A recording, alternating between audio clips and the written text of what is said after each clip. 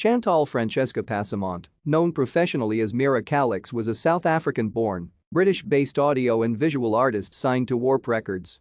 Although her earlier music is almost exclusively electronic, from the 2000s onwards she incorporated writing for classical instrumentation into her musical works and expanded her practice to include multidisciplinary performance, film and multi-channel installation artworks.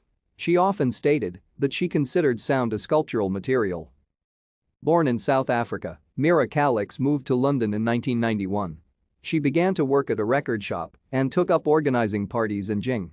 She worked at the labels 4AD and Warp Records, where she held the position of a publicist from 1994 to 1997. Calix's earlier music specialized in mixing her intimate vocals with jittering beats and experimental electronic textures and natural sounds.